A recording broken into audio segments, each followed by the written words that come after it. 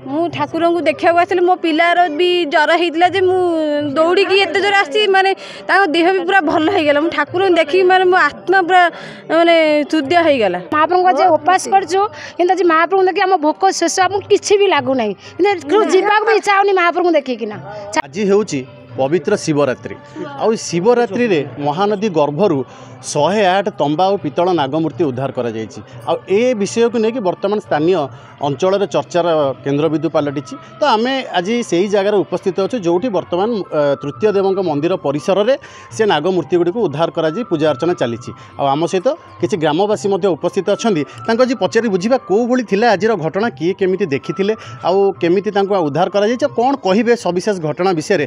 तो सर्वप्रथम पचारे आंकरी पुआ जाइए जी कि देखी आज प्रथम ये मूर्ति गुड़ी को। तो कौन कहे आज्ञा केमी कौन आज आज्ञा मु उमेश चंद्र बेहरा सुवर्णपुर ग्रामवासी पुआ सका भोर 5टार मर्णिंग वाक करने जाए से समय महानदी ब्रिज उपरे आसला बेलू देखिले जे नाग बड़ नागमूर्ति टे अच्छा तेणुक सी क्या किसी न कही आसी घरे कहला घरे कह मुझे नहीं डाकिकी नहीं देखला देखला पर मोर साहस है जे आज सी एडे बड़ पवित्र शिवरात्रि नागमूर्ति को मुझे उठेकी आनवाटा मोर ठीक हेनी मो साहस पाइलानी। तेणुक मुझे ग्रामवासी कहबार ग्रामवासी मैंने जाई नागमूर्ति गुड़ा गोटे बड़ नागमूर्ति सहित 108 नागमूर्ति एवं वृषभ 2टी एवं महर पार्वती एवं शिवलिंग 4टी उद्धार करछंती। तेणुक आम ग्रामवासी बहुत खुशी आज शिवरात्रि रे एई भलिया आम ग्राम को महादेव आसबार आम मैंने बहुत खुशी। कौन कहे मैं आज घटना को नहीं कौन देखुं कौन आज भाया दिन में जो नागमूर्ति उद्धार होती कौन कहे घटना को लेकिन। नमस्कार आम आसीलु शुणिलु जे महाप्रभु बाहर नागमूर्ति बोलिकी आमर घासीपुर जातमुंडिया आम घर आम शुणिकी आम समस्ते आसलु देखापी देखिलु महाप्रभु को ये जगह को जय श्री जगन्नाथ। आज भली दिन जो बाहर आज बहुत खुशी शिवरात्रि बड़ ठाकुर बहुत उत्सव दिन आज बड़ दिन आम महाप्रभु दर्शन कलु जमी आम देखिए बहुत खुशी अच्छे। नमस्कार मु जातमुंडिया आसी मुझे शुणा पाइली मो मन बहुत खुशी है जहाँ प्रभु को देखा भी मिले। आज जागर एत बड़ दिन में ठाकुर आम पाखु आते दिन पर जहाँ प्रभु मिली आम भी बहुत खुशी। मु ठाकुर को देखा आसली मो पिलार भी जर होता जे दौड़ी की एत जोर आसी माने देह भी पूरा भल हो गला ठाकुर देखी माने मो आत्मा पूरा माने चुदिया हो गला। केते मात्रा खुशी लागुची आज बहुत खुशी आज जागर ना सेति पे मु बहुत खुशी। आज उपास मु ठाकुर महाप्रभु आज उपास करछु कि आज महाप्रभु देखी आम भोक शेष आम कि भी लगू ना जीवा भी इच्छा होनी महाप्रभु देखिकिना छाड़ी के जीवा बहुत खुशी आत्मा बहुत खुशी। कौन कहे आज घटना। मोर नाम सुचित्रा अलाई मु सुवर्णपुर ग्रामवासी जड़े झील भाया आम गाँव आज पवित्र जागर उपलक्षे 108 शिव महाप्रभु उद्धार होती आमको बहुत खुशी लगुच। ठाकुर इच्छा थी कि आम हाथ में से धरा देवे आमरी गाँव में उपस्थापन हे तेणु आमको बहुत खुशी लगुच। कौन कहे आज घटना नहीं मु राजश्री पुष्टि मो बहुत खुशी लगुच। आज आम सुवर्णपुर शिवलिंग किसी उद्धार पाई 108 आम बहुत खुशी है कहि कौन किसी भी कही पारुनी तार तुलना नहीं। जय शिवशंकर जय शिवशंकर।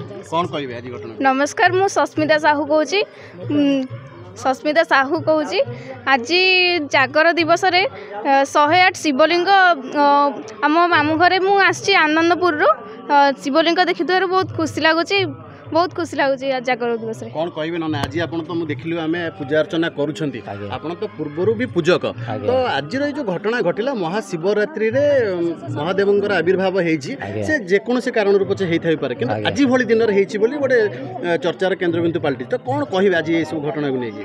आज्ञा कौन कह आमर ये आज्ञा जगन्नाथ मंदिर तृतीय देव मंदिर अच्छी आमर ये सुवर्णेश्वरी अच्छी तेणुक दी ठाकुर राति 8टार हरिहर भेट हुए।